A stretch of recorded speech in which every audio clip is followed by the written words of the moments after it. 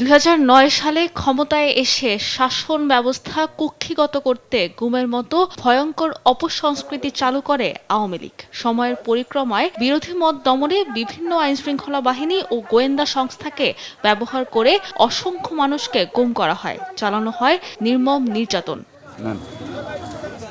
মঙ্গলবার 2016 থেকে 2024 সালের গুম ও নির্যাতনের মামলায় শেখ হাসিনা সাবেক বর্তমান 14 সেনা কর্মকর্তা সহ 17 জনের বিরুদ্ধে আনুষ্ঠানিক অভিযোগ গঠন করে বিচার শুরুর আদেশ দিয়েছেন ট্রাইব্যুনাল 1। এই মামলার সূচনা বক্তব্য ও সাক্ষ্য গ্রহণের জন্য 21 জানুয়ারি দিন ধার্য করেন আদালত। রোজকার সাধারণ খাবার এখন হবে অসাধারণ। প্রাণ স্বাদের মশলা, স্বাদ বাড়ায়, ঘ্রাণ ছড়ায়। এদিন আসামিদের র্যাব কর্মকর্তা নাকি সেনা কর্মকর্তা হিসেবে বিচার হচ্ছে এমন প্রশ্নে আদালতে আসামিপক্ষ, বিচারক ও প্রসিকিউশনের মধ্যে উত্তপ্ত বাক্য বিনিময় হয়। প্রসিকিউশন দাবি করেন বিচার দীর্ঘায়িত করার চেষ্টা করছে আসামিপক্ষ, আর নিজেদের নির্দোষ দাবি করে আসামিপক্ষ।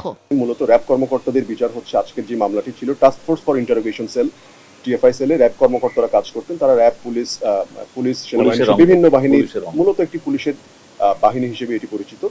এই বাহিনীতে যারা কর্মরত ছিলেন বিভিন্ন সময়কালে তাদের বিষয়ে মামলা হচ্ছে। তাদেরকে বিভিন্নভাবে বিভিন্ন জায়গায় যদি বারংবার সেনাবাহিনী কর্মকর্তা হিসেবে পরিচয় করিয়ে দেওয়া হয়, এটা একটা বিব্রতকর পরিস্থিতি তৈরি করে। মামলা ড্র্যাগ করার কোনো ইন্টেনশন আমাদের অন্তত নেই এবং এটা কোনোভাবেই প্রমাণ দেখাতে পারবে না। এছাড়া বিচার বহির্ভূত শতাধিক গুমের মামলায় জিয়াউল হাসানকে গ্রেফতার দেখানো হয়েছে। আর ট্রাইব্যুনাল 2 আবু সাইদ হত্যা মামলা, আশুলিয়ায় মরদেহ পোড়ানোর মামলা ও মাহবুবুল আলম হানিফের বিরুদ্ধে মামলার সাক্ষ্য গ্রহণ হয়।